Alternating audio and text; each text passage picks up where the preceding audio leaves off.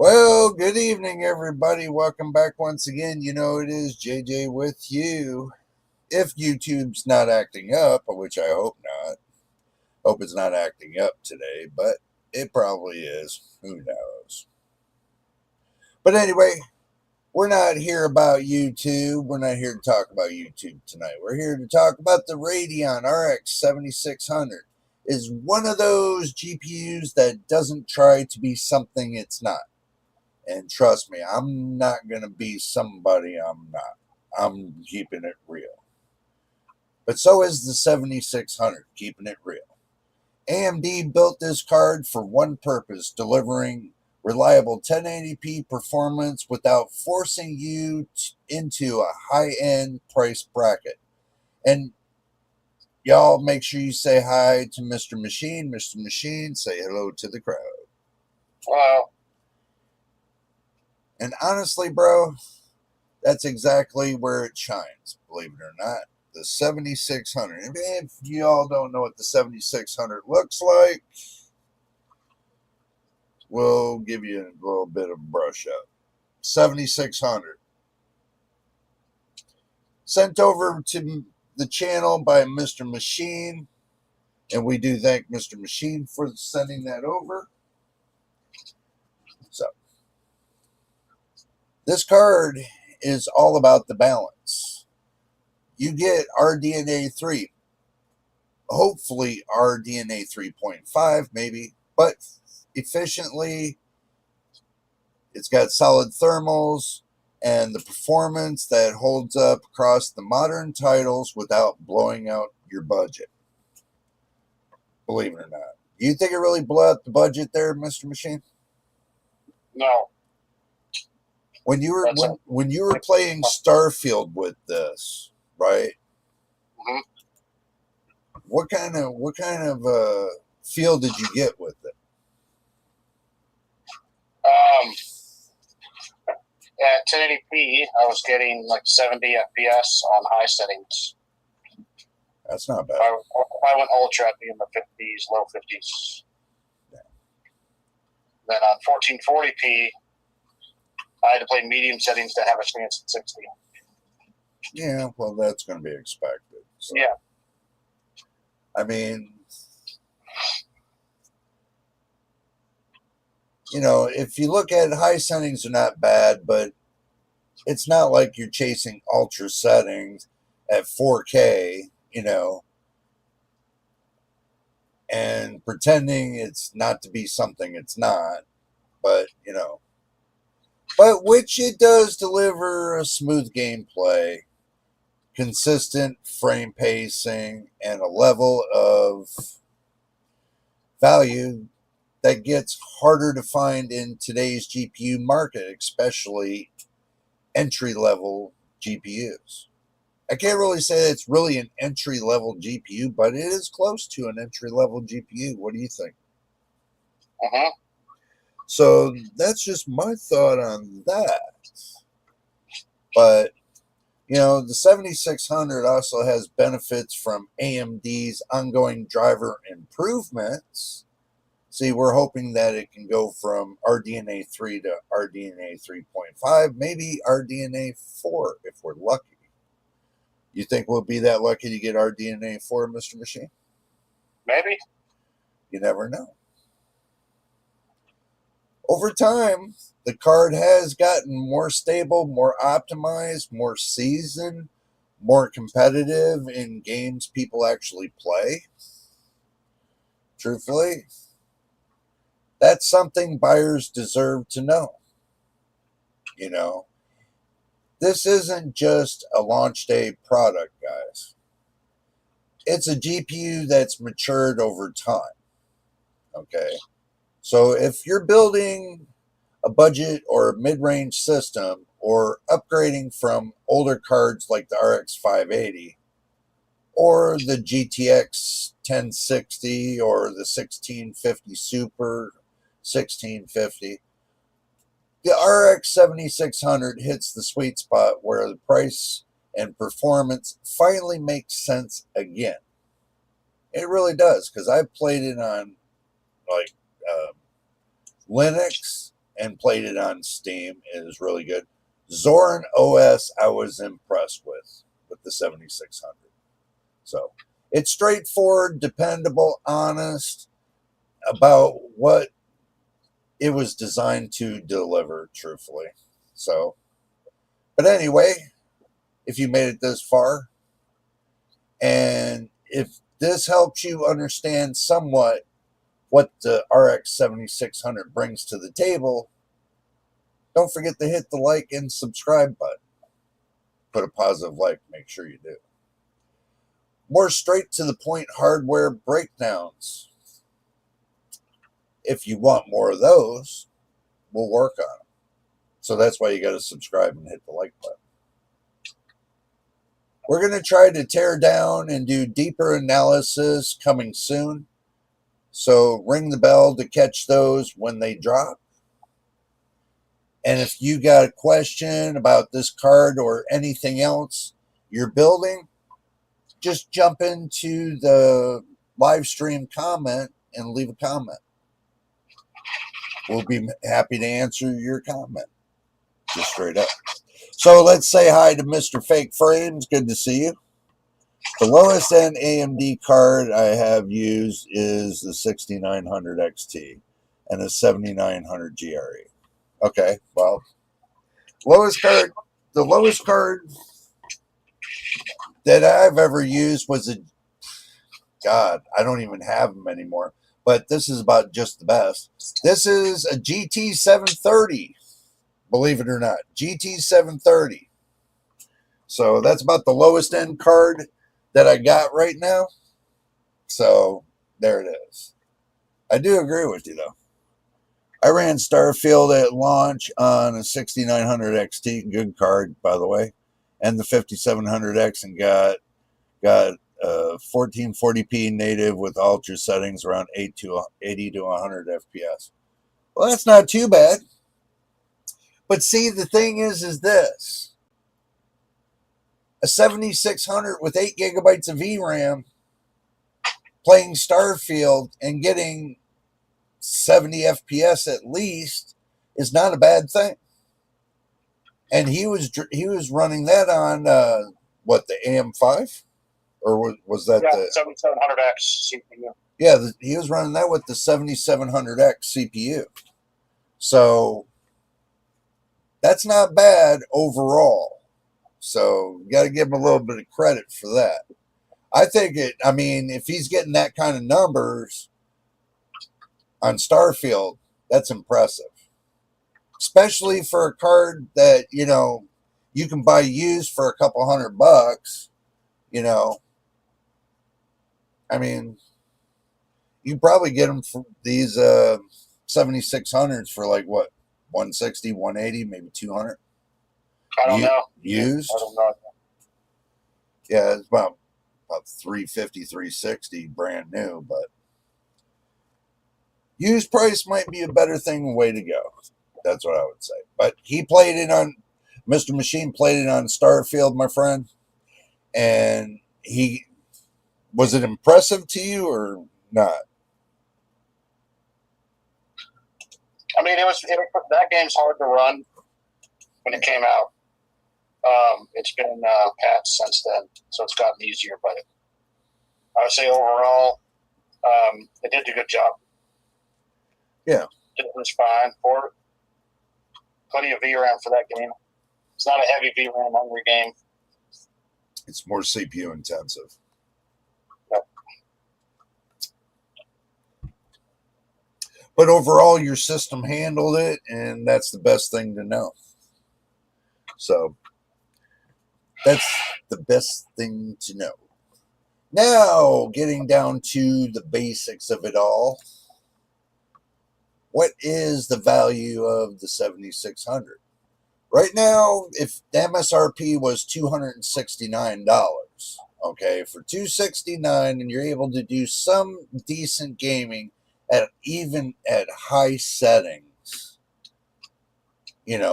that's still good too. Because when I was running it over here on Cyberpunk, I was getting between about 80 FPS, and the lows were staying above 60. So I was impressed with that. That was for sure. So let's take a little look at and see what we got on the specs of the 7600 so you guys get a better idea of what it looks like. Okay, so coming here and looking at the charting of it, I mean, it's a Navi 33. It's got 2,048 cores, 128 TMUs, 64 ROPS. It's an 8 gigabyte card, GDR6, and 128-bit bus. Okay, and the 7600 XT is similar to the same, but it's got 16 gigabytes. So I really don't see but 1 to 2% difference between the two. So, but it is PCIe 4.0 X8. Not going to shun it because it's X8. Foundry was done by TSMC. The code name was Hot. Get this. Code name was Hot Pink Bonefish. Whoever came up with that was wickedly thinking. But the transistors is 13,300 million. So we got a die density of 204 millimeters, and it's monolithic. So I guess it's got what they call matrix cores, 64 of them, RT cores, 32. It's not too bad. It's got 32 meg of L3, 2 meg of L2, and it's got L1 and L0. So, what more to say about this? Well, the base clock 1720 megahertz, game clock's 2250 megahertz, which we did test all this out, and it does check out, but it comes out a little bit higher than what you see here. Especially when you overclock it too. You can overclock this as well. So that gives a good idea but it is dual slot. The length is 204 millimeters. The height is 115 millimeters. TDP is 165 watts, which I'm going to tell you I got a little bit more than 165 watts. So, you got way more than 165 watts, I think.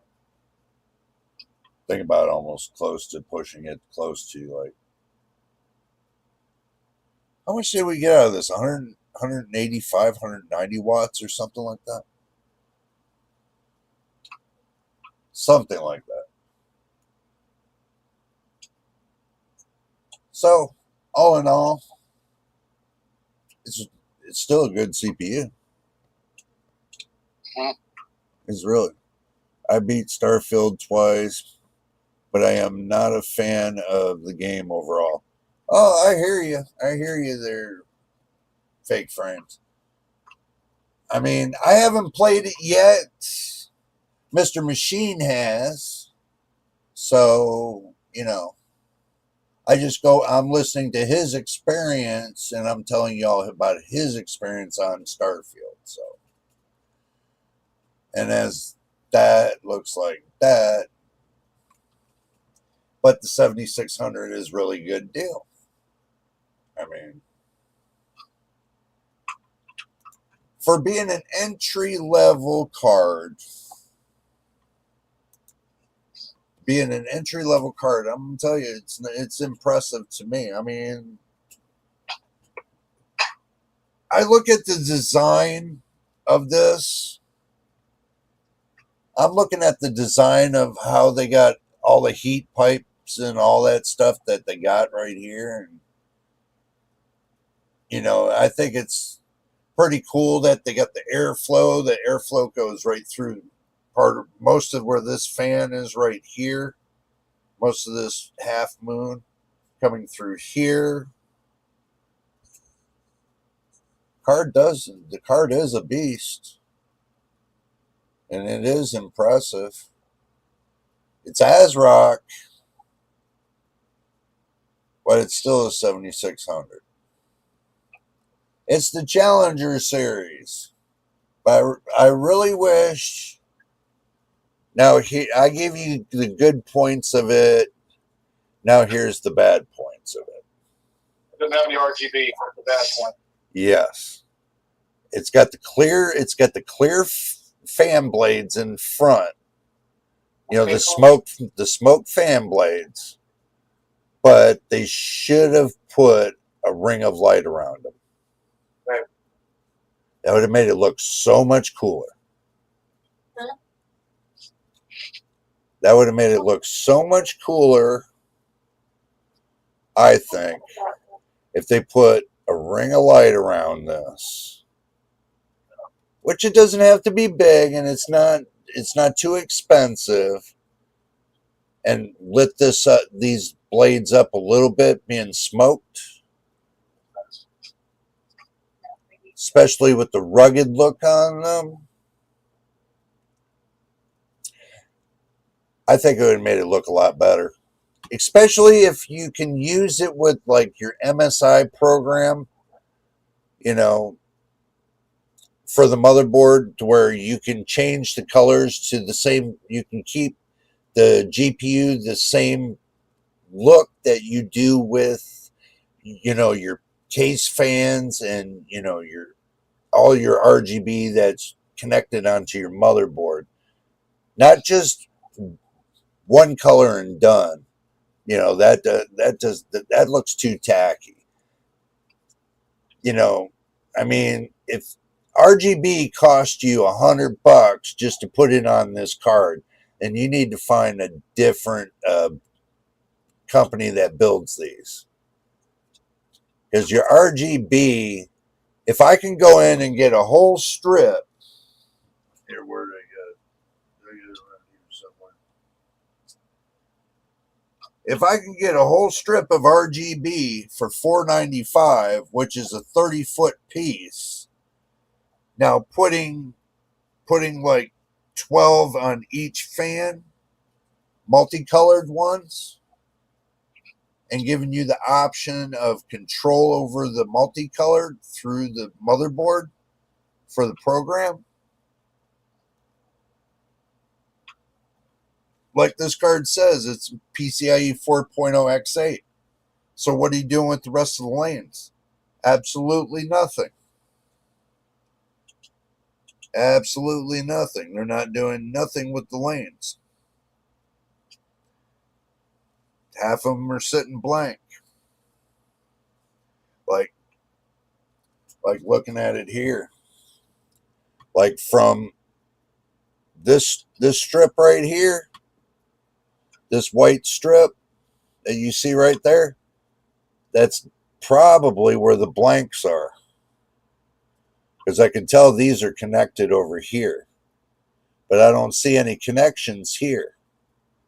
So this whole strip, they could have used at least a couple of these for the RGB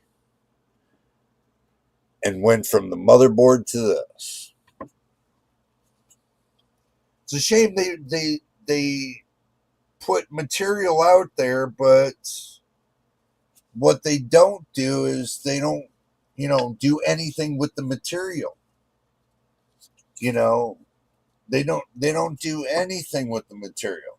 They leave it blank for no reason. I mean, if you want to make the motherboard more usable and you want to make the graphics card more usable, then even on this Challenger, you could have did the RGB, and also on top of that, you could have put an M.2 slot on this too.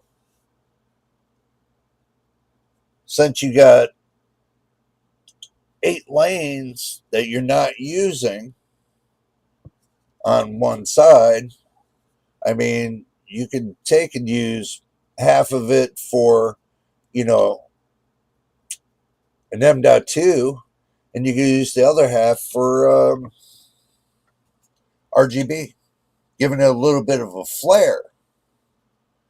You think machine giving it kind of a little bit of a flare on the card? I think just to make it white. Yeah. bro. I could scratch this up, take it outside, tear it apart, take it outside, and spray paint it white, and put a gloss to it.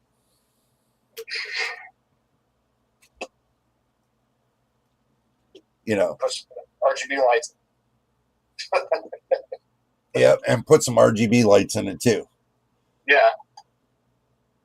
Hi, Unoriginal. Welcome back, my friend. Yes, it has been a while. Well, fake frames, understand this. To you, it might not matter, but to me, I like it because it lights up the bottom of the case.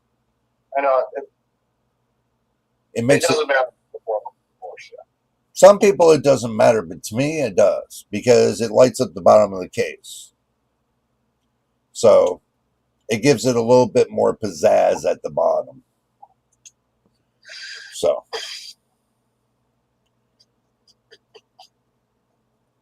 but I'm going to be here for a minute. Okay. Well, because I got to go to bed. Okay.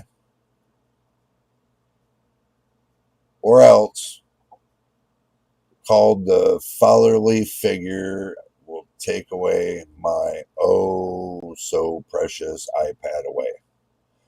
Okay, that's understandable. You burned up already. You're 40. You only got 10 seconds left though, but you do have a nice sleep when you get there, which I know it's going to be soon enough. So do have a nice sleep, and thank you for popping in on the channel and letting us know you're still here. That's cool. I mean, don't you think, Machine? That's pretty cool. So, yep, I think that is cool. Not a problem. Hopefully there'll come a time to where when I run the live stream that you'll be able to spend a little more time on, but we're still working that out. We're still kind of thinking Wednesday at 6 p.m. kind of thing. Yep.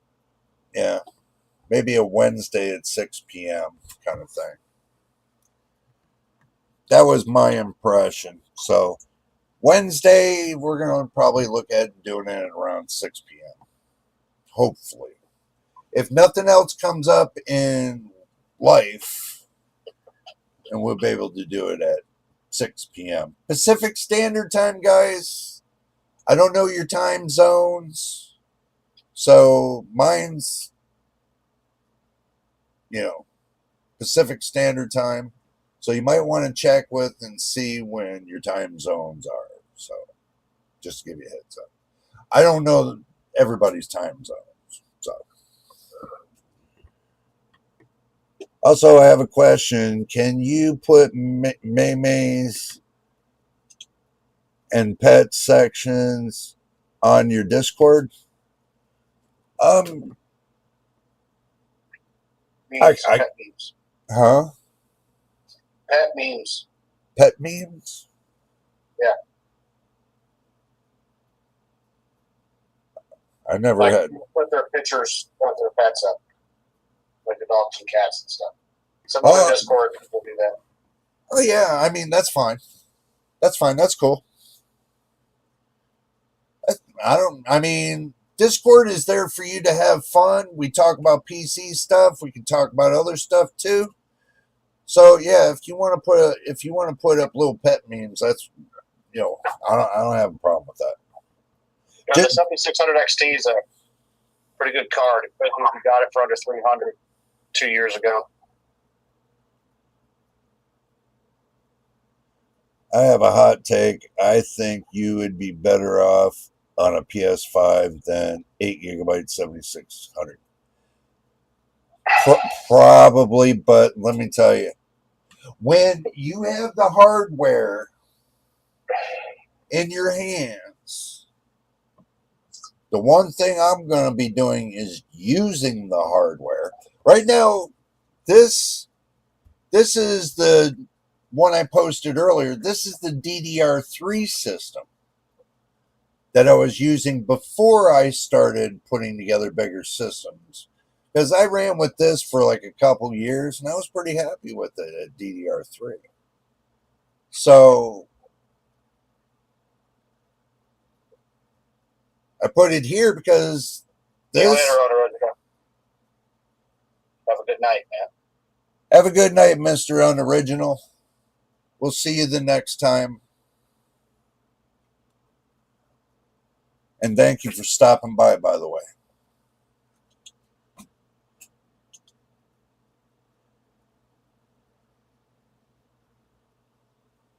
The Real Official. Good to see you. Welcome to the channel.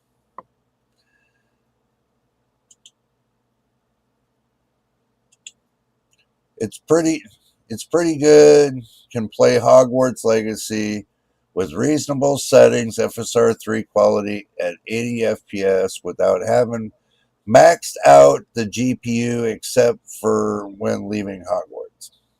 Yeah, she's got the 7600 XT. There you go.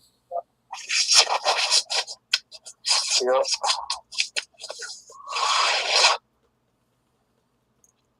$7600 XT has 16 gigabytes of VRAM, and I have had games go over 8 gigabytes. Well, yep. You can your settings. You have a lot more options with 16, so you can have your settings high. You can have frame generation now. With the 8 gigabytes, you're limited if you want to run frame gen, because you got to stay within that buffer. But 16 gives you way more headroom. I'll put it to you like this. My RTX 4070 is 12 gigabytes of VRAM. I can run it at 6 gigabytes to 7 gigabytes of VRAM all day long in the games I play. So, yeah, pretty much I can balance the settings for the game. But if I want more colors or something, I just go reach underneath the monitor and just change the settings. In the settings on the monitor, I can change a little bit, give myself a little bit extra. If I want extra, then I can use the monitor for the extra. That's the reason why it's there. So, yeah. I got what you're saying. Yeah, the 7600 XT is it's a higher clocked version of the 7600, as well as more RAM. So it's going to be faster just because it's clocked higher. Yeah. I think it's like 200 megahertz higher than the 7600, I think. Yeah, but what he's saying is he's thankful he got his at a used price too. So how much did you pay for it used, and when did you get it?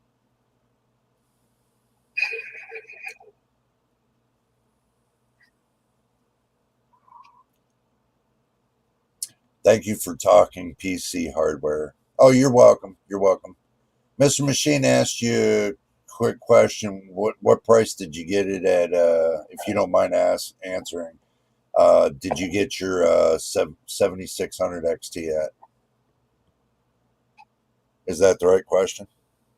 Yeah. How much did you pay for it, and when did you get it? Just over a year ago.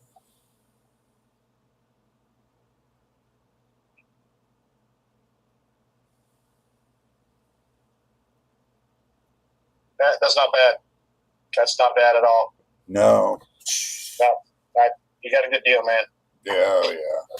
That card has some years left in it, so it's definitely a good deal. 512 chunks isn't bad either. And best to stand by. Minecraft. My son plays Minecraft, and he mods Minecraft, and he uses a 6600 to do his, and he's very limited on how many chunks he can do. I think he does half of that with his system. Machine knows more about Minecraft than I do because I don't know anything about Minecraft. Minecraft can be easy. It can be the easiest game to run and the hardest game to run. It all depends on how you set it up. There's so many different things you can do with it. It's got ray tracing options. It's got so much you can do with it.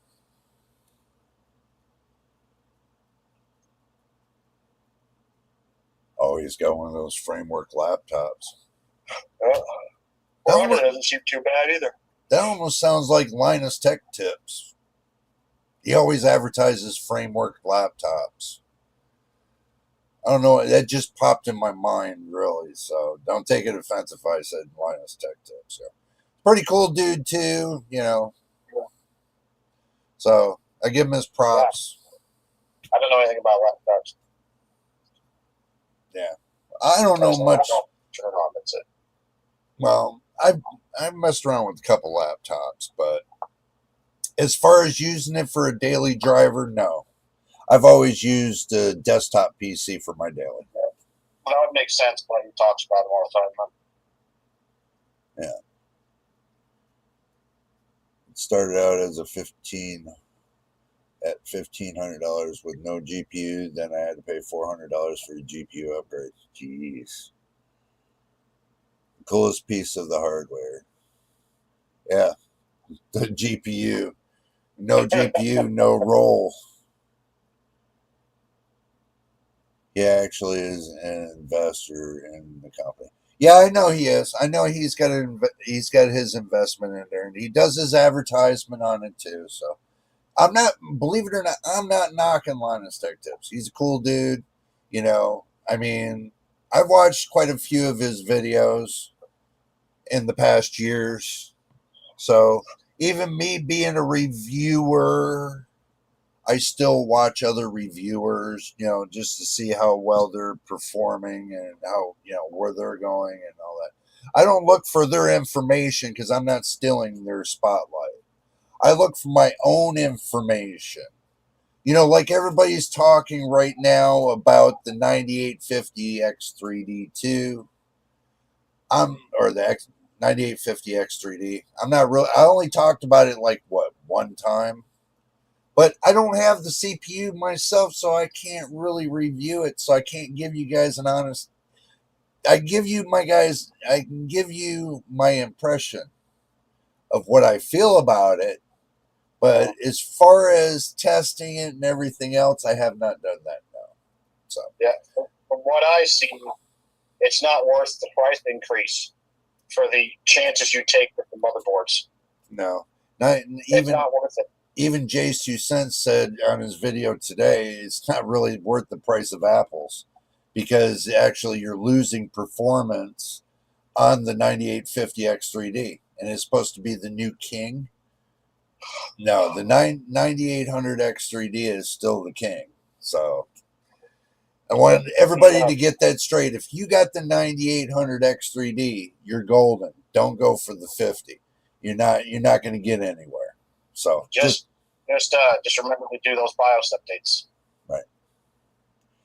I run Linux Mint on both systems, and I get anywhere from 1% to over 10% performance boost over Windows, roughly. That's not too bad. Billy, Jay, tell what you're using in Linux. Oh, I'm using Zorin OS. I was on Linux Mint for a little while.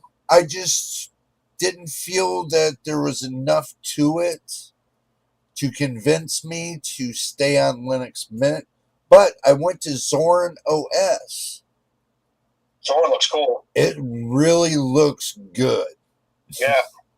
And it's easy to use. Looks like Windows 10. Yeah, I mean, Zorin OS, the developer is not a sponsor of this channel. I'm not advertising Zorin OS, but I'm telling everybody from my experience, Zorin OS was a better OS than Linux Mint. So you've gamed on it already. You've done a bunch of stuff on it already, haven't you? Yeah, I've already gamed on it. I mean, I'm getting like all day 90 FPS. I mean, I'm happy with that. So.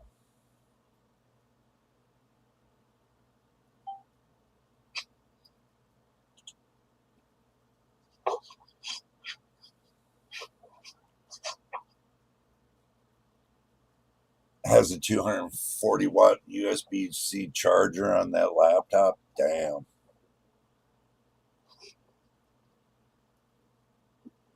$7600X, not a bad CPU. Mm-hmm. I heard Zorin OS is better in some way. Yeah, if you really look into it, because I mean, trust me when I'm telling you this. I looked into it. I popped it on an 8th gen CPU. That's got what? It's got integrated graphics, no GPU whatsoever. I mean, even that was rocking 30 FPS.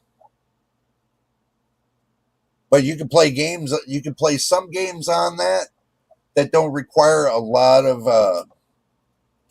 pull from your hardware. But yeah, you can play games on Steam with it as well. So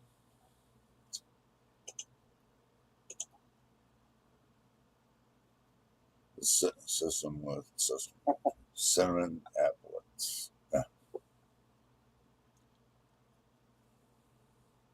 Navarro Linux flavor based distro Fedora.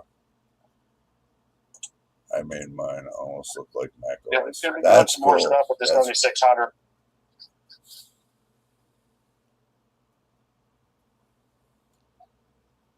I mean, he had his looking like Mac OS, bro. So, and a little like Windows too. Not bad. And kind of my own thing.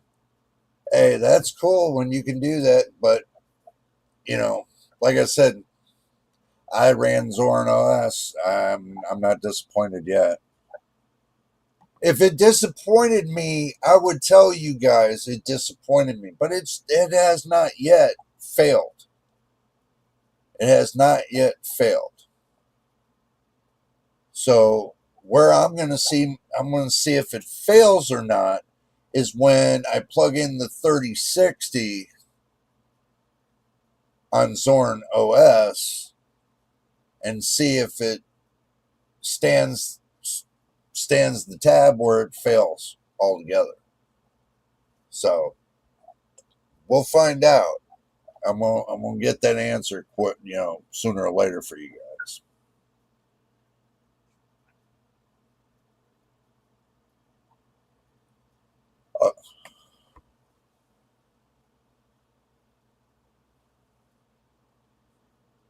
Wayland support should be much better soon for it. Yeah, I agree. It actually can use the laptop charger for my phone. That's not bad neither. I subbed. Thank you for subbing and welcome to the fam. Can you put the Discord up? Yes, Mr. Machine's right. I should plug you into our Discord, which we can do that really quick. Which I can get you hooked up on. Jay pretty much lives there.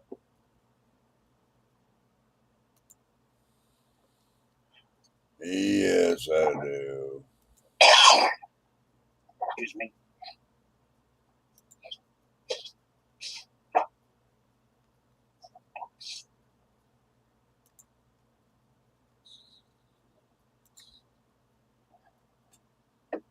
And there we go.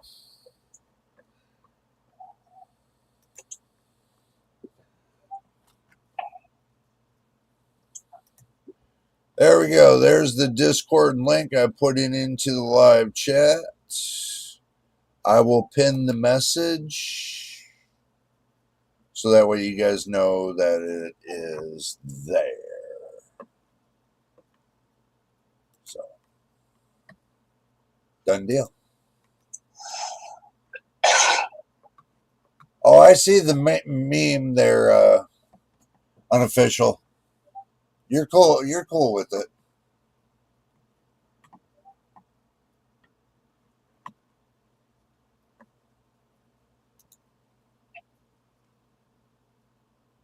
Oh, there's Theory. We got you.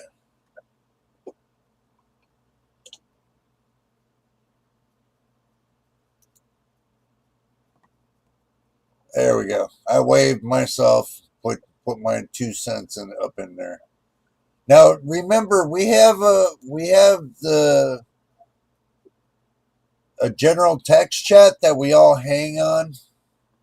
Not the one that you jump into as you first time come in. We have a general text. You're welcome. We have a general text chat as well. So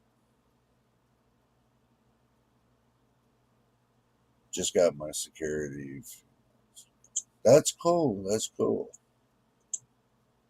I have done so much custom stuff to my system. Well, you know, you ain't the only one that did a custom stuff there, Mister. Seems me and Machine have done so much custom stuff to ours, it's just sickly insane. Right, Machine? I haven't done as much as you. Oh, you have. You totally revamped your whole system. What do you mean? You got a white build, bro. Your other build was black. Now it's white. That's not really that custom. That's custom, bro. You got to understand, in the PC world, when you go from black to white, that's custom.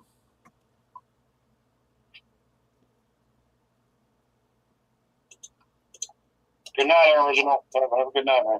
Good night, Unoriginal.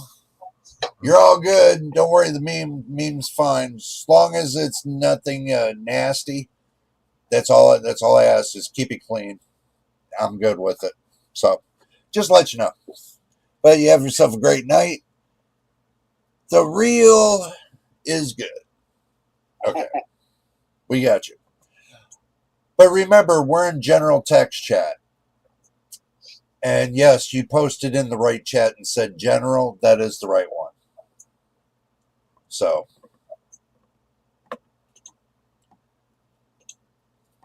there you go. So, you are in the right one. I don't know, Machine. I'm having fun tonight, aren't you? Mm-hmm. Oh, I'm having a blast. Just waiting for the repaste of that card. And then... Oh, you want me to repaste this? Yeah, I want to see how you can use that 8 gigabyte card in Hogwarts Legacy. How I can take and use this card here. This one here. How I could use this in Hogwarts Legacy? Yeah. We've seen it on Cyberpunk. You've ran it just fine with Cyberpunk with even light ray tracing. Yes.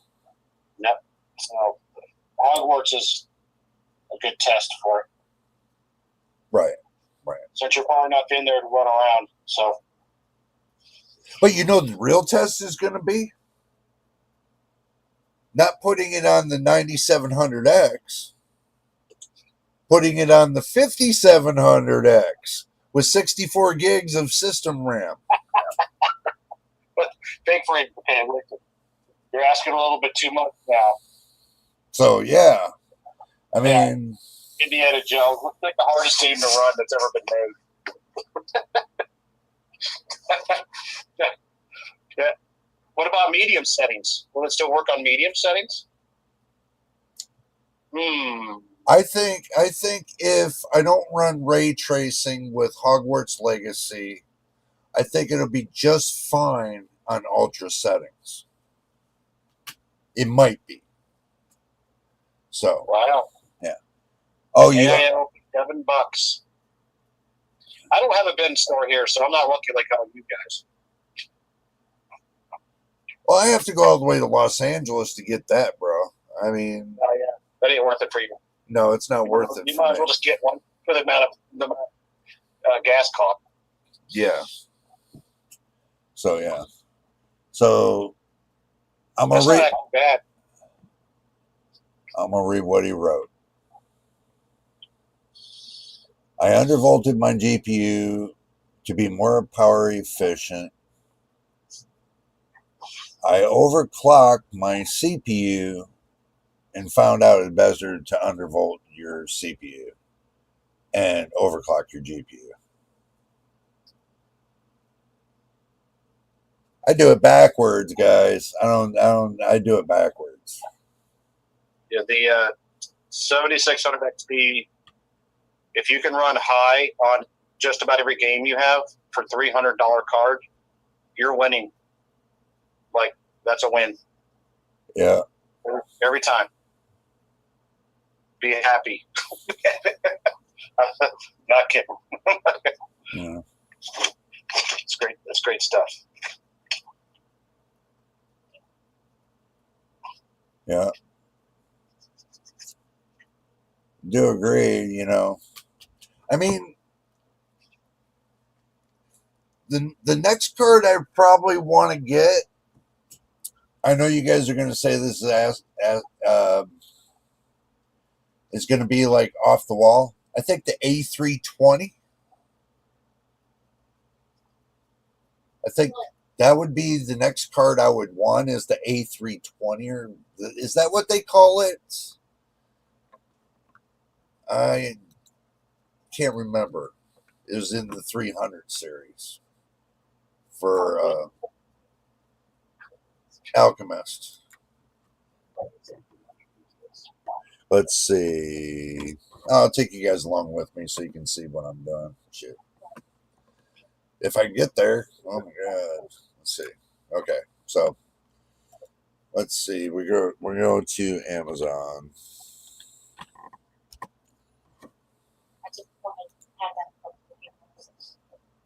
I think it's the A320.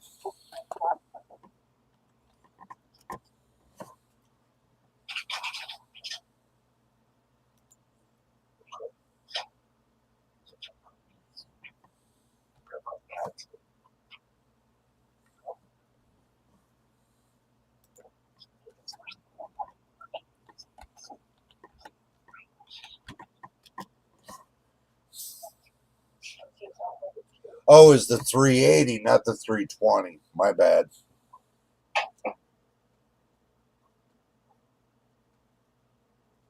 So yeah, I see what you guys are saying. Yeah, I'm reading what you guys are saying. So,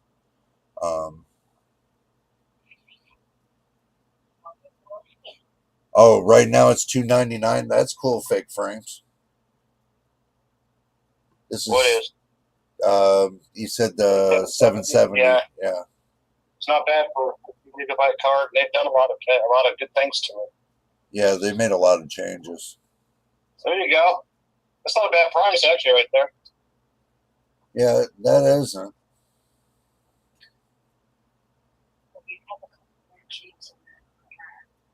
But that's a white one. That you like that card more than I would. That's white. That looks the best.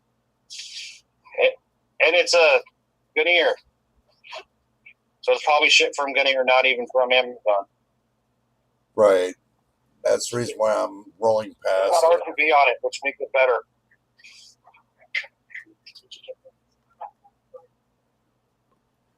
Well, they got the 380 right here for 140, and it's a single fan, so that means it's probably a single 120. Ooh, look at that.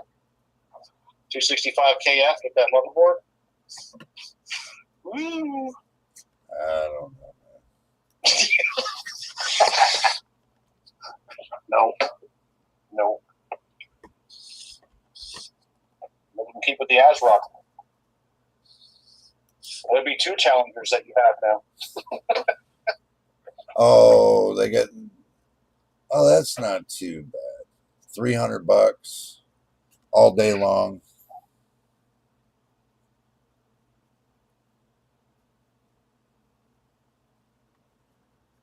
That's not too bad.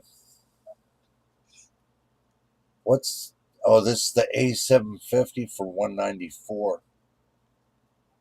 Wow. The A750 for 194? That's not too bad. Is it shipping it? It looks kind of funky. Free shipping. Who ships it? That's a Founders Edition, or Yeah. Founders Edition. For who's dipping it? Yeah, but you're right. It says some funky stuff right here. Yeah. Yeah, You click on it, it'll tell you to ship it. Yeah, we'll pass the funky stuff away. So yeah, if it sounds too good to be true, It's too good to be true. yeah, it's, most of the time it is.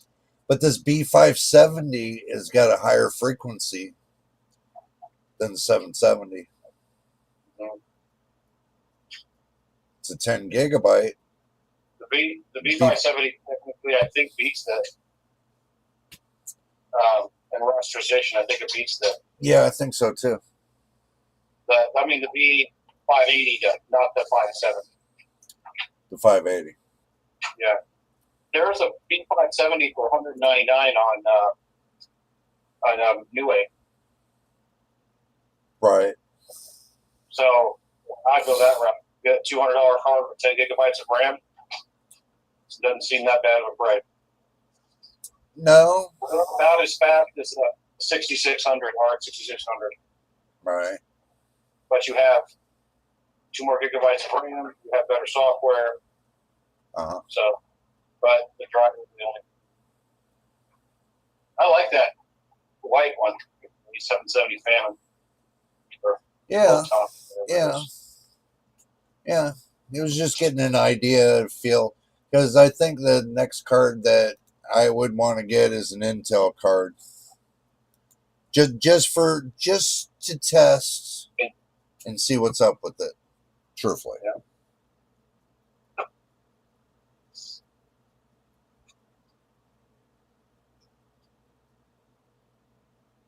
Oh, somebody put Fake Frames posted a GIF for you in Discord. For me, Yes. here.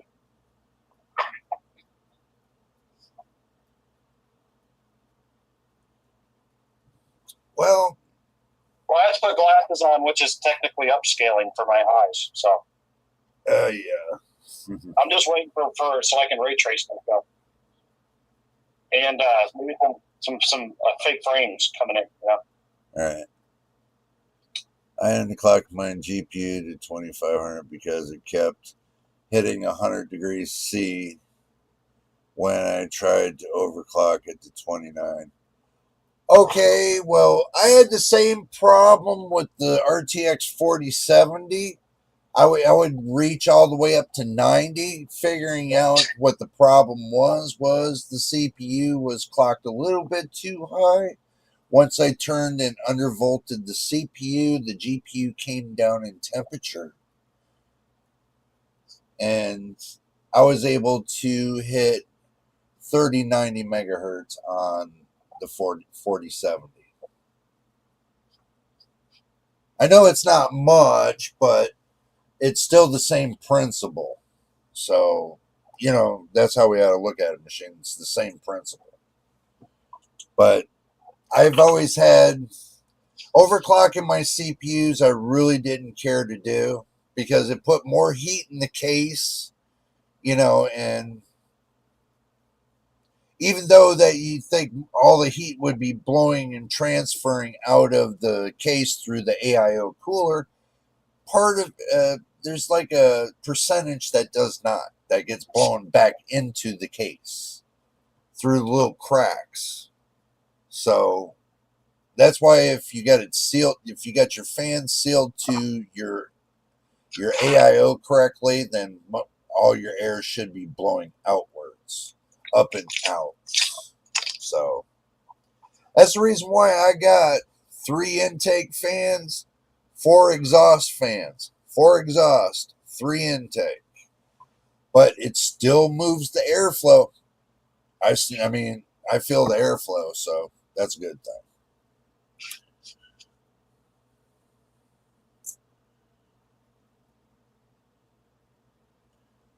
You ever need a good ad blocker, I recommend. GPUs, stupid, because I get 10% off if I did. Okay, I'll keep that in mind about the ad blocker. But, doing content work, YouTube kind of frowns on that. So yeah, but so stimulating. A click for every single ad puts every ad that was blocked into the ad vault. Gotcha. Just picked up PNY triple fan 5070 Ti at $749 or MSRP recently from the local Walmart. Oh, that's cool. Yeah, you can sell that for $1,000 right now. Oh yeah. I mean, some people are selling it for what, $1,300? No, not the PNY model. Well, from what I'm hearing from other states, bro, some people are telling me that they're seeing in their local listings for $1,300. Brand new, even if it's PNY.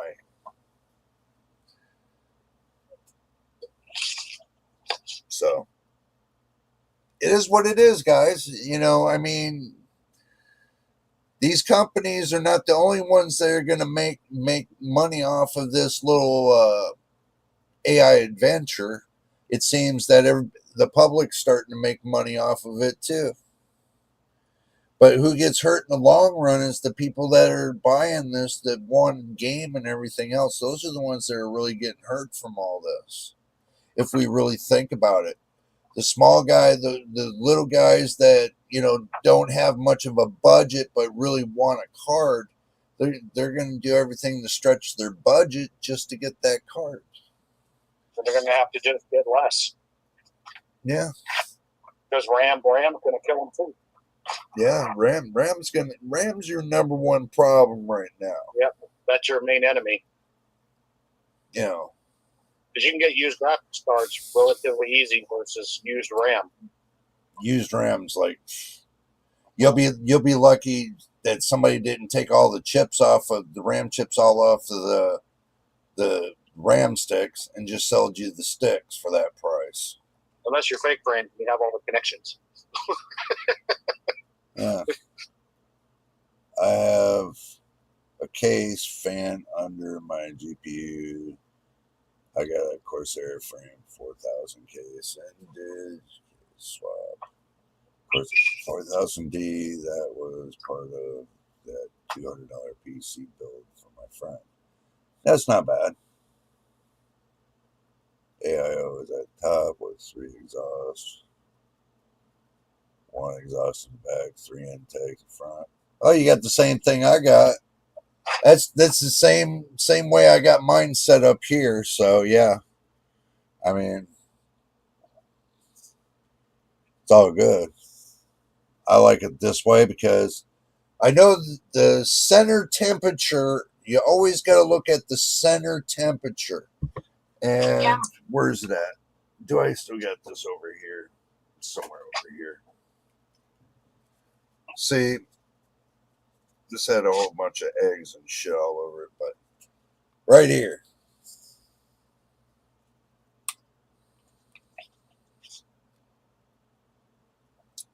The center temperature of my case going through and scanning the RAM, the CPU, the M.2,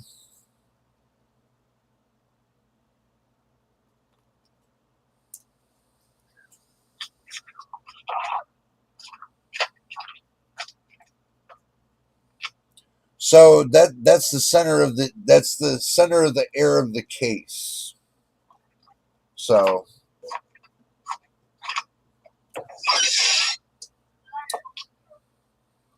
I always measure the air in the case. You can do that by just a piece of metal that barely gets touched with any heat. You always touch it on that, and you can tell the air temperature in the case. I do it really crazily, but it works for me, so it works. The motherboard is reporting 50C. With the sensors across the board, with X sensors, the motherboard reports roughly 50 degrees Celsius, except for the RAM. It sits in the high six. Wow, Yeah, it's a little high. that is way too hot. That is just way too hot. What motherboard do you have? Shit, that's way too hot, bro. I wonder how many of those VRMs are. Well, it's not that. Is you got something that's using a lot of power sitting at idle, probably. Well, you've got a 7600X, 6-core. It shouldn't be sitting like that. Yeah, I mean, there's no reason why it should be that hot unless the airflow is not good. I mean, I'm looking at mine right now. It's like mine's in the 40s. See the temperature in my room is close to 46C. Not 46C. It's not 130. Let me put it to you this way: my room temperature is about 81 degrees Fahrenheit. Okay. Now, in my case is the temperature I showed you guys. Now, coming off the components, I'm only seeing a 4 to 6 degrees delta between the air in the case and the components themselves. That's not bad. 4 to 6 degree delta to the positive. So, I think that's a good thing. Do you know who made the board? Like,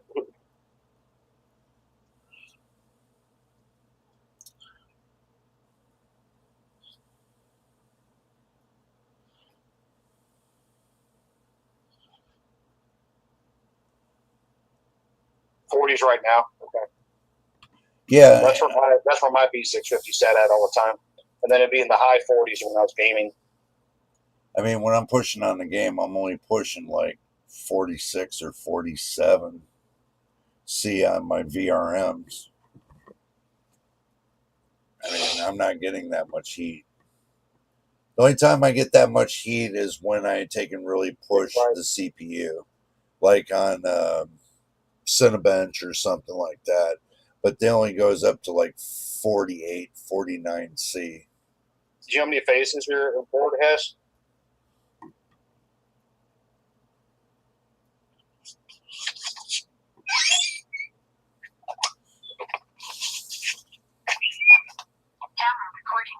Sorry, I'm in and out here still. Yeah.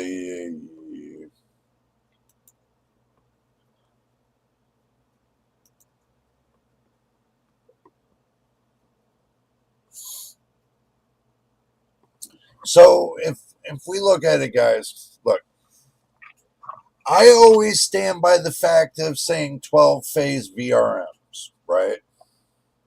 The reason why I say 12 phase as a minimal is because some of your 8-core CPUs require at least a 12 phase VRM anyway. Yeah, that's what I had on mine, ASRock one. But it was a 12 plus 1 plus 1. Right.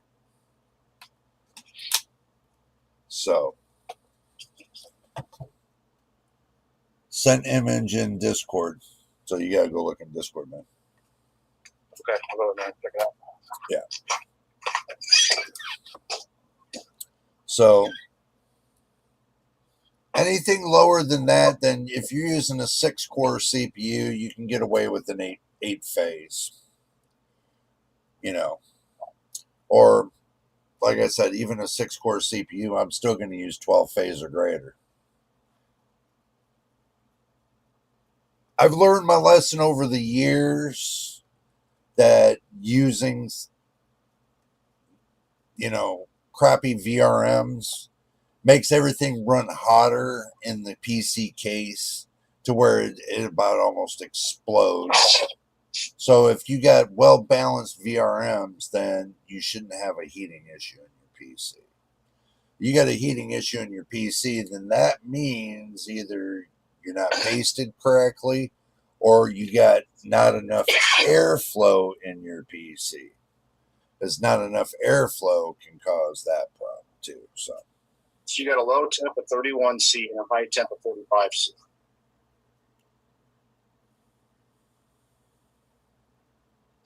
I'm just wondering what each one of those temps means, like where it's temping from.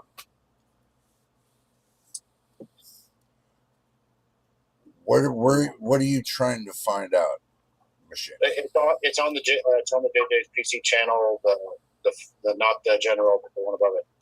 He took a screenshot of the temps.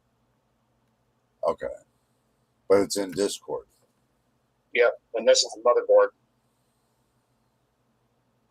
but it's not being specific what temps they are.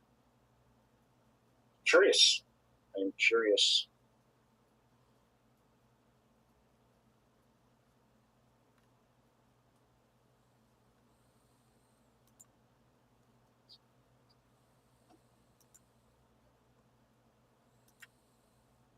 Okay, so temperature 1, temperature 2, temperature 3, 4, 5, and 6.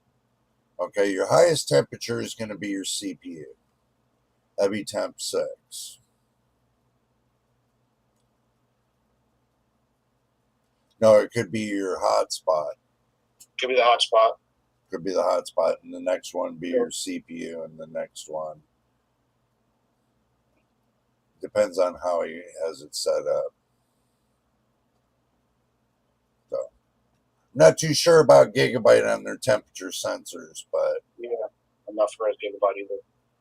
But even being between, 40 to 30 to, if your lowest spot is 31 degrees, okay, if your lowest spot is 31 degrees and your highest spot is 45 degrees, then that explains everything.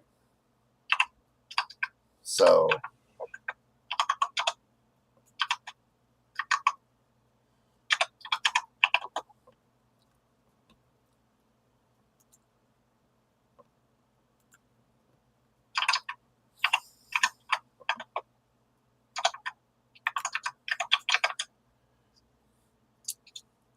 you get a 12 plus 2 phase digital VRM solution.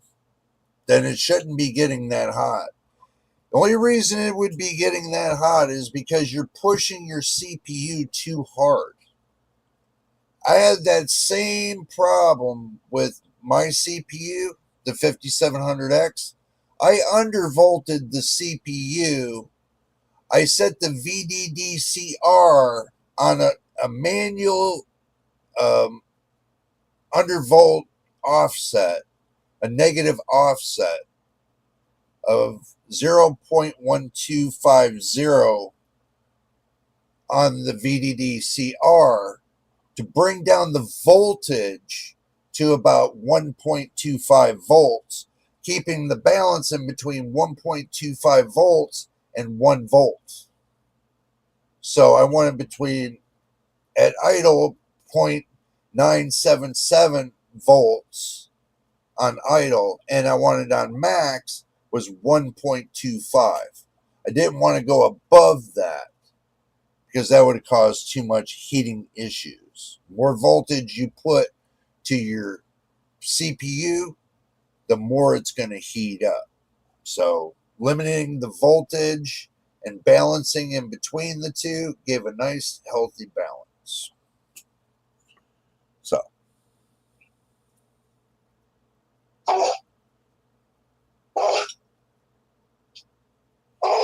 well, the way I do it is this. I leave my graphics card running at stock, right?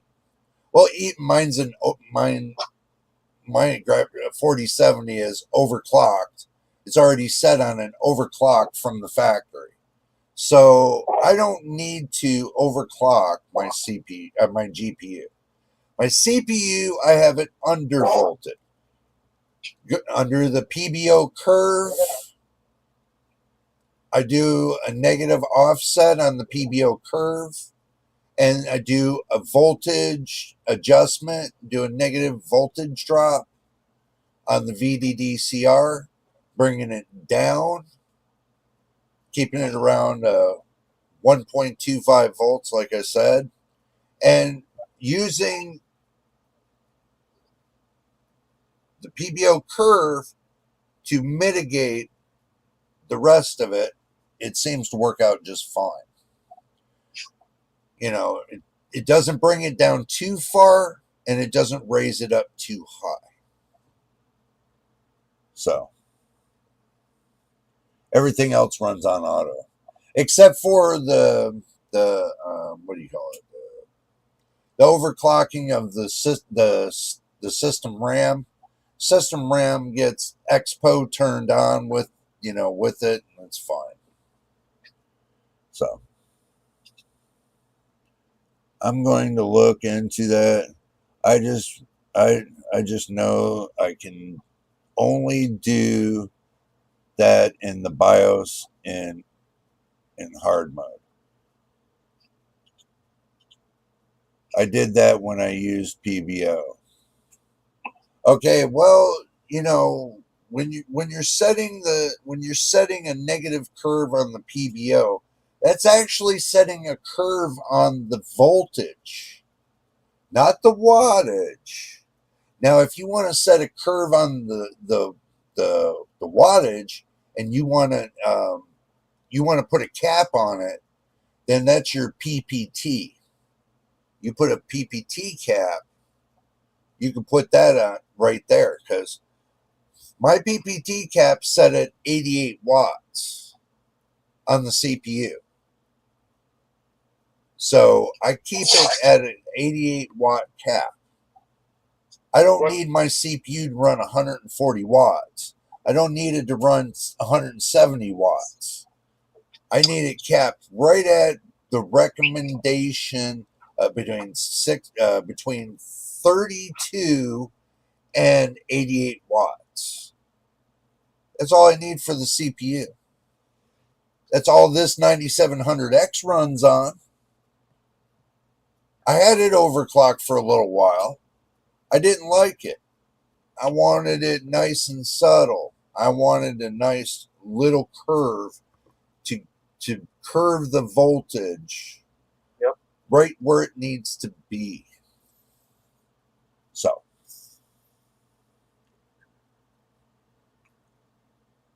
what do you have your fans running at? What RPMs in your case?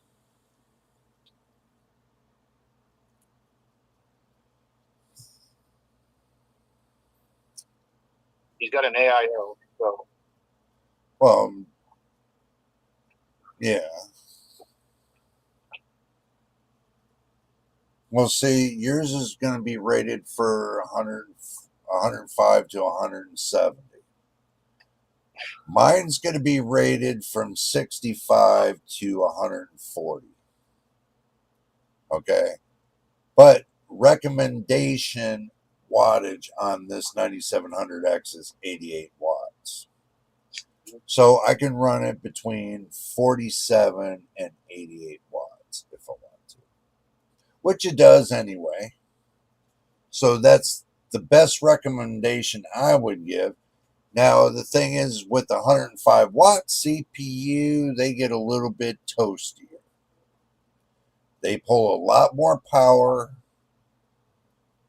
but when you're using a CPU that runs like on low budget wattage, it seems to be a lot better than the higher budget wattage CPUs, like running 105.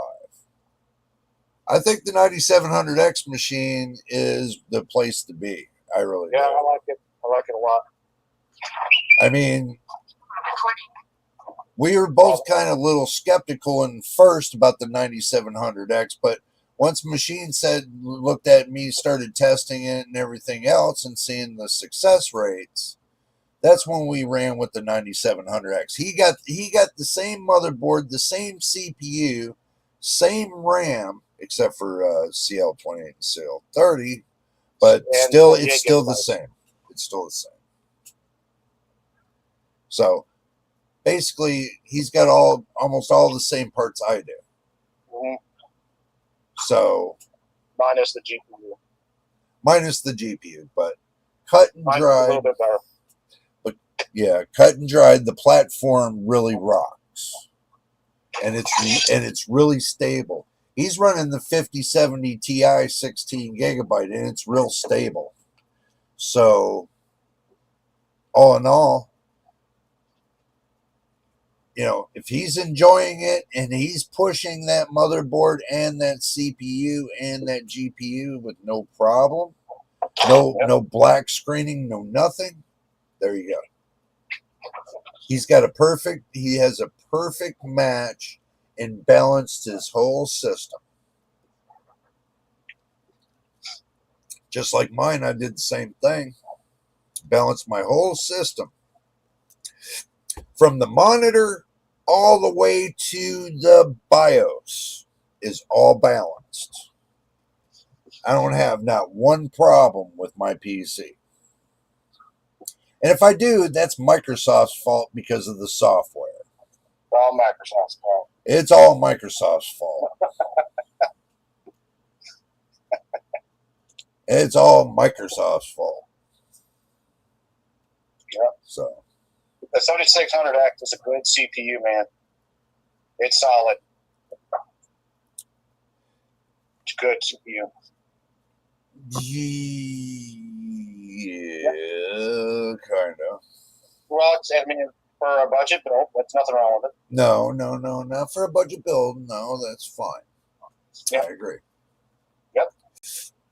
But still, for around close to the same price, the 7700X would have been a little bit better. Because at one time they had the 7600 and 7700 almost at the same price.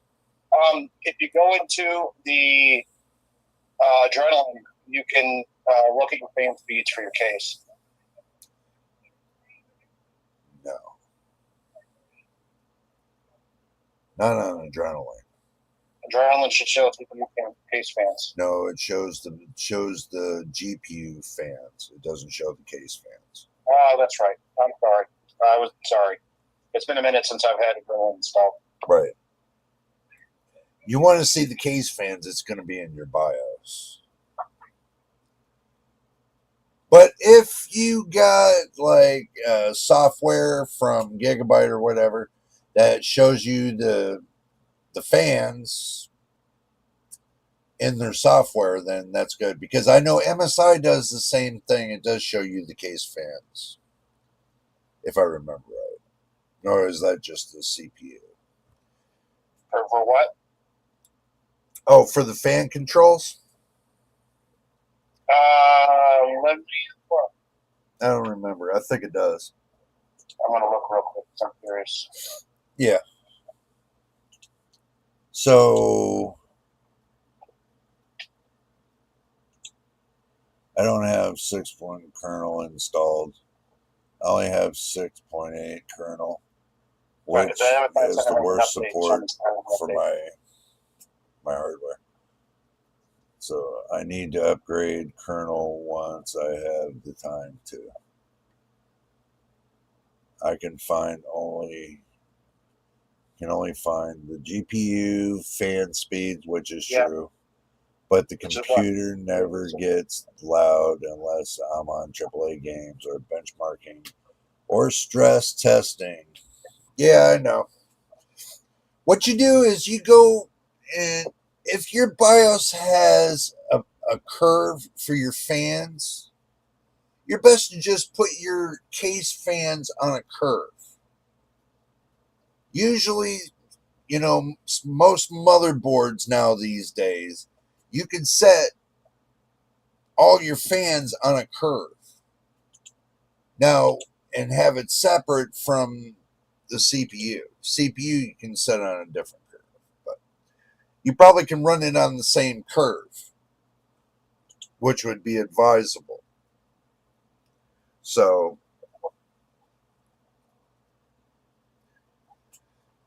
my baseline for my case fans is right here. The start of the beginning of those fans on temperature is 60 degrees.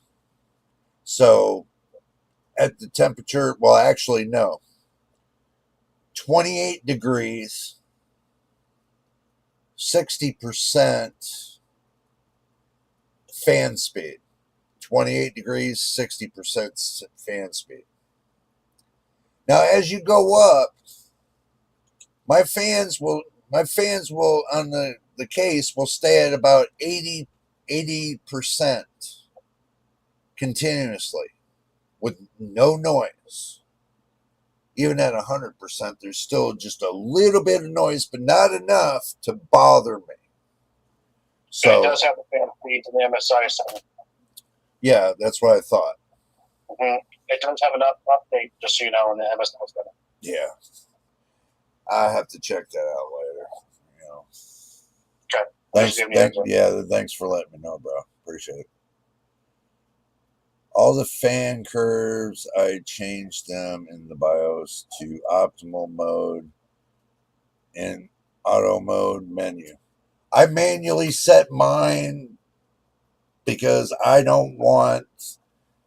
See, this is the reason why you don't leave them auto mode, is because if you have a disruption, like I had on my 5700X by Microsoft, where they killed my fan speed to 0 in the BIOS, leaving it on auto.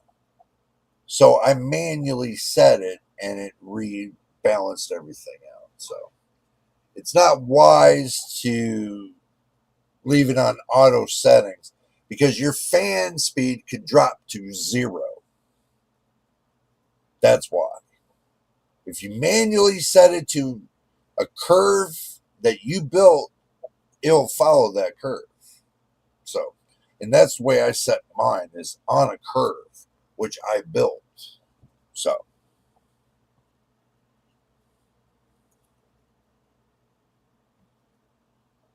Machine, he wants to know how loud mine is. Let's see. System is? All the fan curves, I've changed them in the BIOS optimal. I don't know. So, not too loud and not too hot. Okay. You want to hear fans?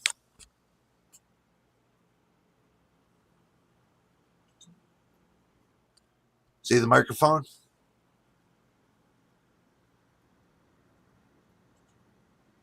Here. I am so close to that fan. I am within a half an inch of my fan. Half an inch.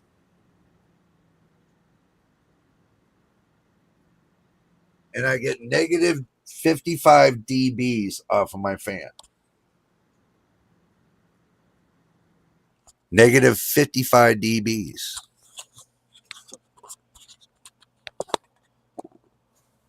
I don't hear my fans at 2,700 RPMs. My case fans, not the AIO fans, the case fans are running at 2,700 RPM. Continuous by a remote.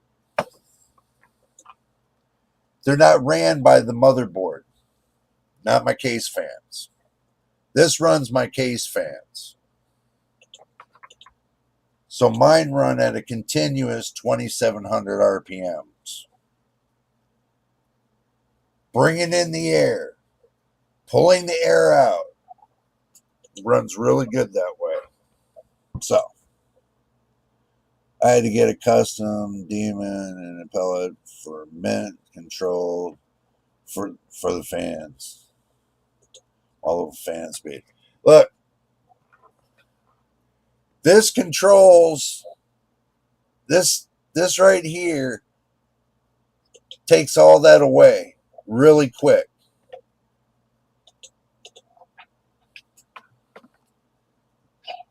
I don't have to connect anything onto my motherboard. I could do it through the remote control. So, you want to know how to get around all that little hubbub on your motherboard? You can get a separate controller.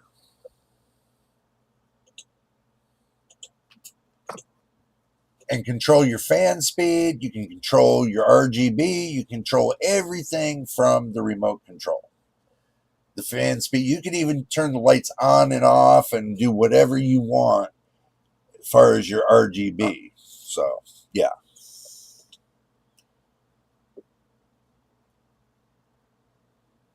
No, you can't do that for the laptop. You're right. I do the BIOS thing within my PC. I've seen those in some builds. Yeah, look, I've been running these fans for close to 3 years.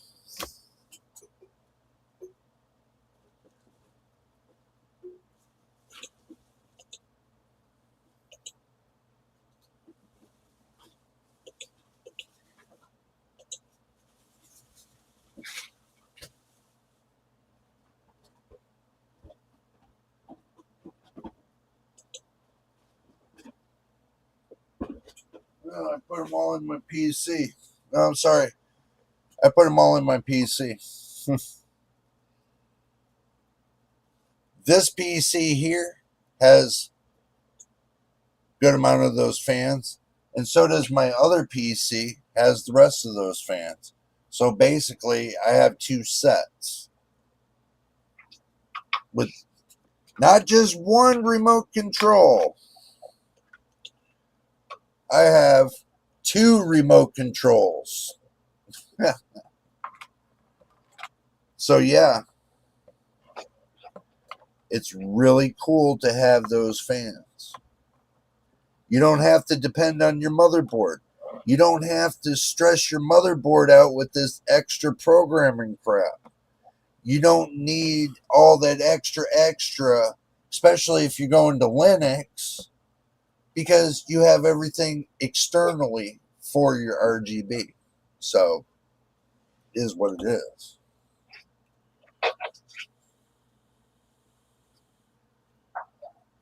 Yeah, that's the way laptops are, especially when you're buying it from OEMs. You get what you get and they lock away the rest. Then you don't get your chance to do anything else. Now, if you get one of those swappable laptops to where you can swap out parts to make your experience more improved, then that's a better way to go. If you're dealing with a laptop. Now, if you're dealing with a desktop, that's a different story. Desktop, you can do anything you want and make it cracking. And Machine knows that. He can tell you. If you want your PC to be tip-top, crack on, all about shape, then go with the desktop. Use your laptop as you do for traveling. But when you're home, use a desktop. You can connect your accounts to the same computers, so you don't have that mix match problem. So, yeah, it is what it is. So,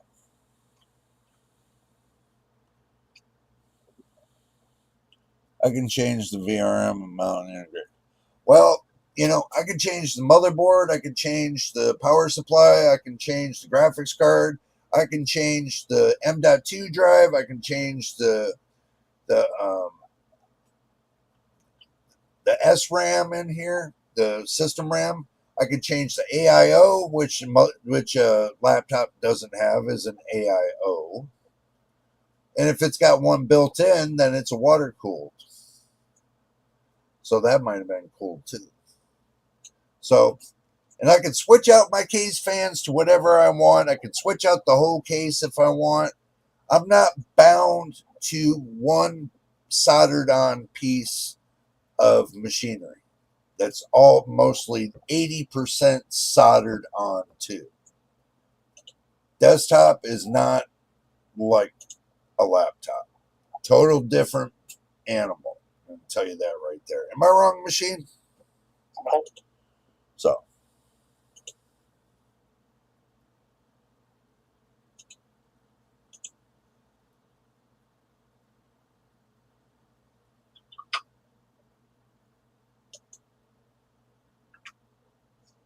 yeah, I agree. You know, I mean, but compared to the settings on a desktop to a laptop, I'm going to tell you, you got more settings on the desktop than you do a laptop. You're bound by rules and regulations of the OEM manufacturers. I built my own, so I'm not bound by their rules. I'm bound by my own rules. That's just the difference between a laptop and a desktop. You can buy an OEM manufactured desktop and be bound by their rules, or you can build your own, and guess what? You're bound by your own rules and your own settings. Y'all know how that rolls. So at least the laptop is much more repairable than any other laptop, but it's way behind desktops in that regard. Yeah, I agree. I also dropped my PC and the PC I built for my friend in Discord. Okay, well, we'll have a look. We'll have a look. I'll do that right now.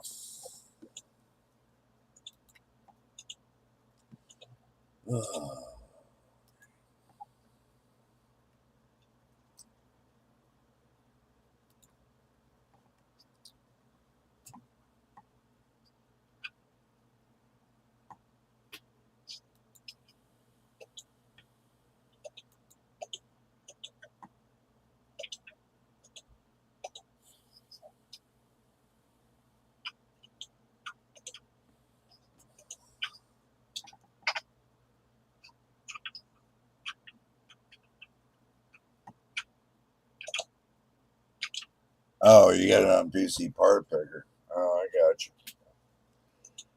Not a problem there, brother. Not a problem.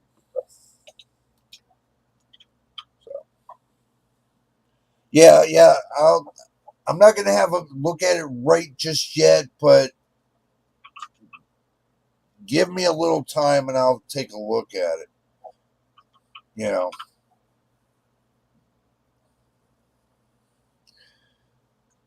I will promise you I will have a look at it. It's just when I'm in a live stream, I'm just like trying to balance everything out. I have a good UPS, but the PSU is a weird brand. A lot of people said theirs died in months after they got them. But the other half said they lasted for years. Actually, I actually built my PC for my. Right, right, right. I got you. You're welcome. Not a problem. Not a problem. Okay, well, you know what? I will have a look at it. Like I said.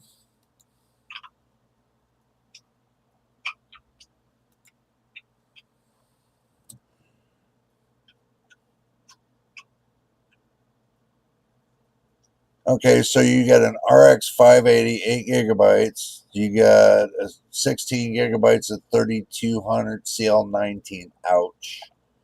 But for $40. That's 16 gigs at $40. It's not bad. No, you get an LGA 1151 motherboard. You get an i5 6600 for what price?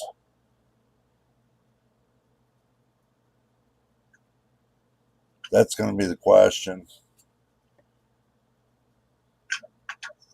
You get a 4000D airflow case at what price? Okay, you're going to have to fill in the blanks. But the ones with $0, how much did you pay for that? Because I can tell you that you can get, what is it, a Dell system? I think it's like 800 or some kind of series that's got like what? Fudge.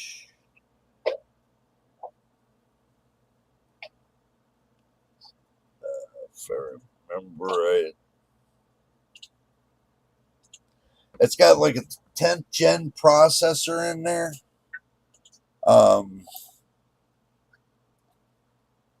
They were selling just it was like a workstation PC. They were selling for like $150 at the time, but this was about a month ago. So it was like a 10-1. It wasn't a 10-100. It's like trying to remember. I think it was a 10-700 or something like that. It was a 10th gen processor. It works really well. So with that, I mean, you could rock quite a while on that PC, but that's $150. Then it automatically it'll come with the RAM and the CPU and all that, all in one package. So this is a Dell that I picked up for back 3 years ago. I picked this up 3 years ago. Paid $200 for it. $200.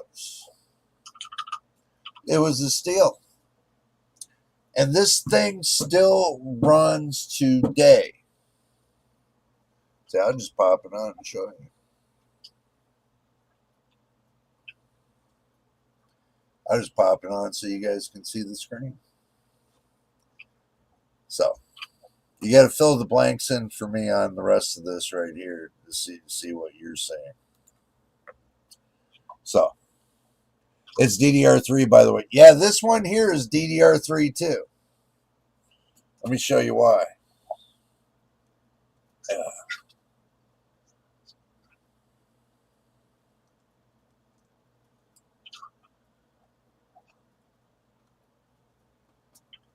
This is DDR3.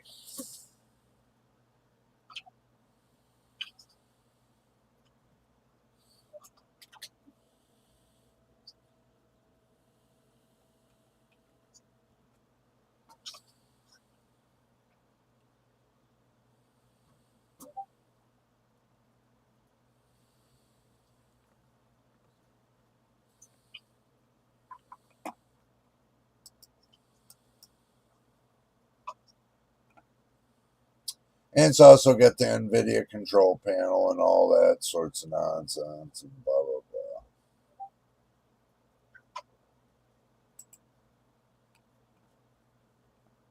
So, it's not a bad PC. I just got to refresh the screen.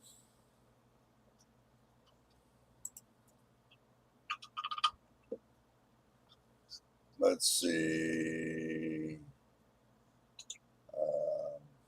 It's been a while since I've been in this damn thing.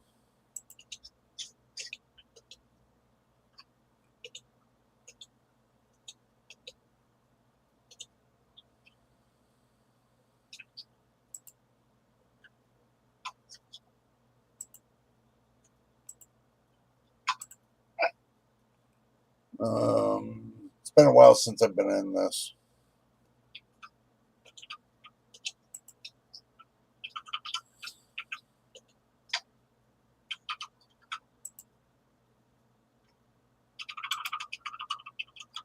Huh.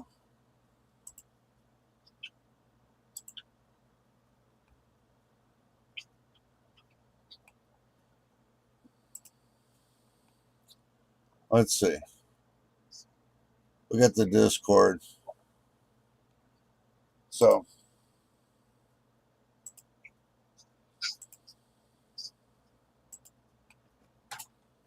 yeah, let me turn this around though. Okay. So,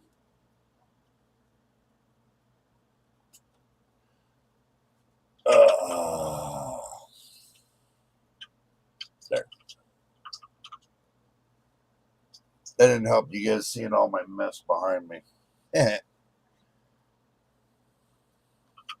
So, I built an Intel with one box of scraps in a cave.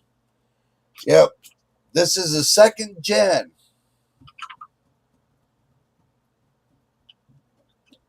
This is an i5 2400. Second gen. So, it runs really good. It's not too bad. But I'm going to check out Discord and see what you guys got to say.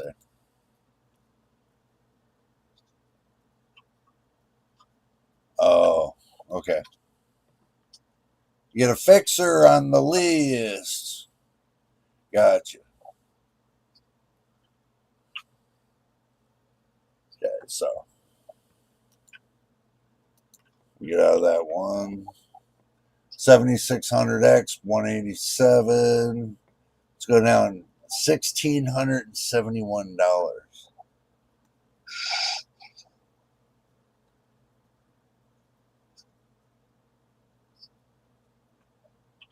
You got a deep cool LD 72.04 360 for $7. Really? Yep. Not too bad. Not for a 360 deep cool. Yeah. $7. Damn. B650 for 121.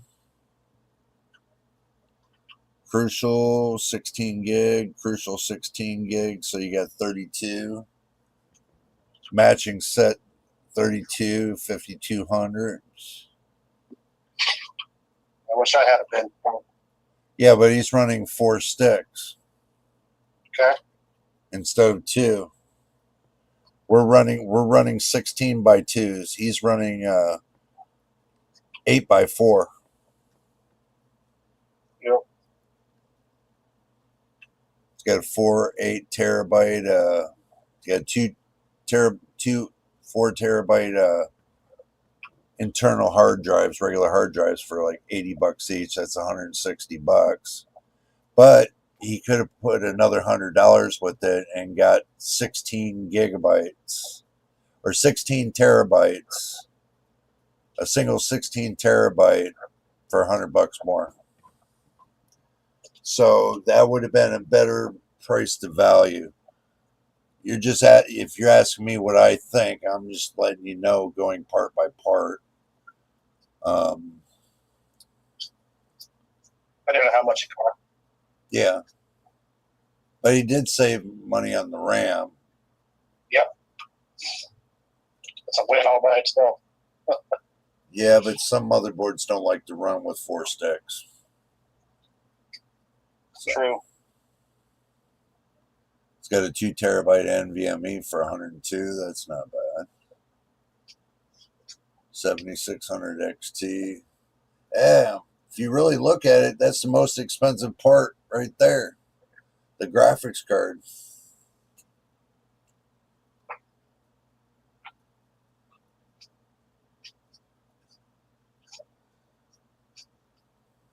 So a load, his platform is about $900. Oh no, because you figured the graphics card is only $300.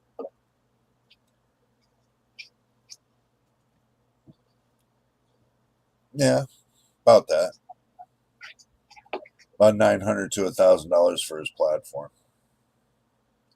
Then you get your case, and then you get the fans and everything else, and the GPU.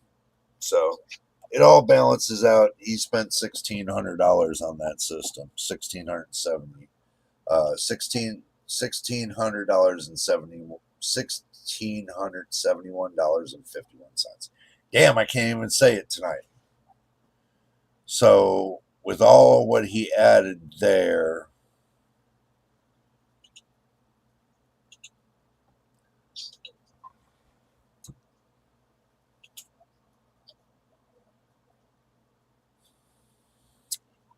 I think you could have lowered the price. You could have got a better price case. than the Corsair Frame 4000D.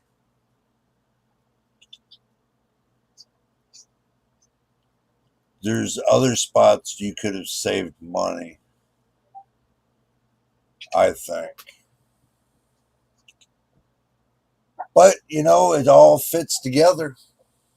Truthfully, it all fits together. What did you need a sound card for? That's what I don't. That's what. Where are you needing a sound card? Is the motherboard that bad? The motherboard doesn't need a sound card. Explain that one to me.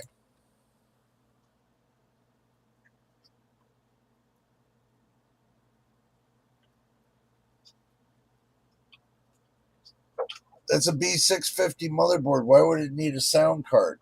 That's what I really want to know. Is it that bad? Is the motherboard that bad? You need an external sound card? It should have built-on sound, unless you're using it for sound creative. Oh, you need. Oh, okay. Now I understand. But you could have got a motherboard built like that with it already built on. See, that sound card's adding more latency to your system. That's why they stopped using the sound cards a long time ago, because the motherboard's gotten a lot better with the things you need for your sound. Now they do sell motherboards with that connector on it too that you need. That is Creative Labs, by the way. I've seen them. So,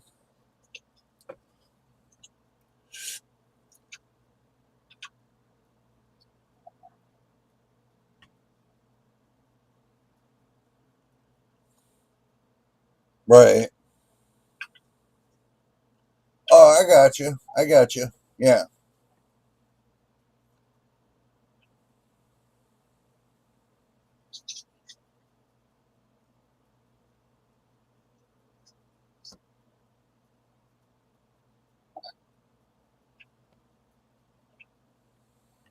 Yeah, but if you would have got the motherboard for just, not just that port, but um, if you really think about it, adding the external card to your PCIe slots, you're actually taking away from somewhat from your graphics card, but getting it built onto the motherboard, it's actually taken from the 4 lanes that's dedicated to the chipset. So you got 4 lanes that are dedicated to the chipset. You got 16 lanes that are dedicated to your GPU, and then you got uh, 2 M.2s that are dedicated. And once you start putting in another card to that slot, you're now dedicating 1 to 2 lanes from your graphics card, and you're actually putting more stress on the system by using those sound card, uh, external sound cards. So you're best off to find a motherboard that supports that and has a lot better push of what you need. I mean, I've asked around to many people, and they tell me the same thing. That I'm telling you. Same thing that I'm telling you. That you're better off to get better support from the motherboard manufacturer than you are from the sound card manufacturers. I got a sound card sitting in my drawer. It's been sitting in my drawer for 4 years. Well, actually 6 years, but who's counting? The reason why it's sitting in the drawer is because I got nothing that's left that uses that sound card. Even though it's PCIe, Doesn't matter. It's just a novelty item for me now. So I would say you're better off with your motherboard. Because getting the SPDIF built onto your motherboard would be a lot better than getting one that's separate card that just uses that alone.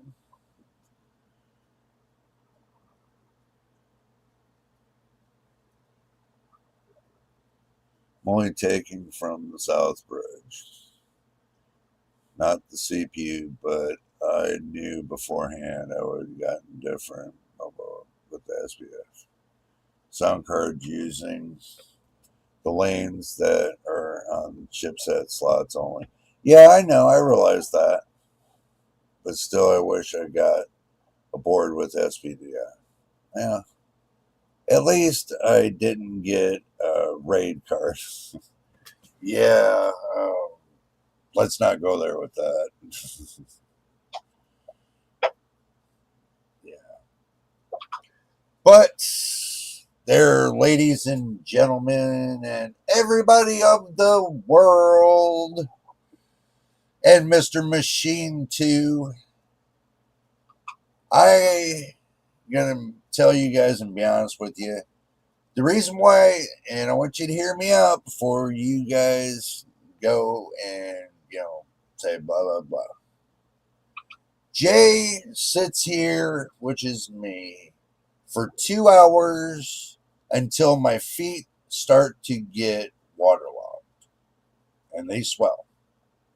So if I don't want to be 4 hours in pain, 2 hours is my maximum right here on the stream for tonight. But we got plenty of time, plenty of days, plenty of years to do live streams. But tonight it is just one of those nights that I can sit for 2 hours and then I call it quits. Oh, for SATA about, I mean. Yeah.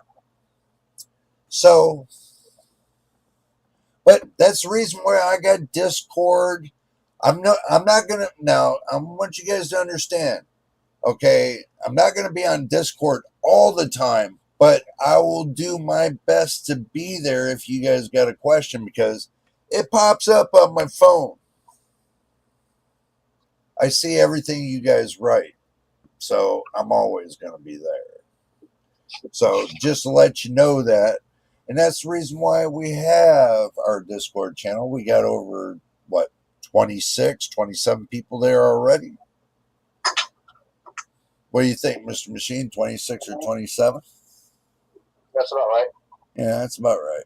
We're growing our Discord channel slowly, bringing people in one by one, the ones that want to be there. Now, if you want to be the one that wants to be here, then you got to hit that subscribe button so you know when I post and you can hear the bell go ding, ding, ding. Because if not, you don't subscribe to the channel, you're not going to know when to get this great advice. Because you're going to be looking around and thinking to yourself, maybe I should have subscribed. So, also, I got an external tower antenna for my Wi-Fi because the ones that came with the Mobo suck. And I made sure that to get the right one and doubled my Wi-Fi speed. That's cool. That's cool.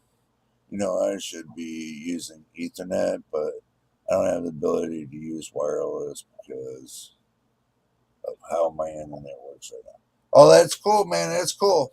But anyway, we're going to call it quits for the evening. Mr. Machine, you want to say your goodbyes? Yes. See y'all later. Thanks for stopping by. Nice to have new faces in the chat for sure. Right on. Amen to Mr. Machine. And you guys as well. Like I said, don't forget that subscribe button. It doesn't cost you a thing, and you help the channel out. But you have a great night as well, my friend, Mr. The Real Official. And you stay safe out there as well. Okay, guys, until the next time and the next video or live stream, you know who it is. And we'll see you on the next one. Don't forget, 7600 is no slouch. End of story. Click, click.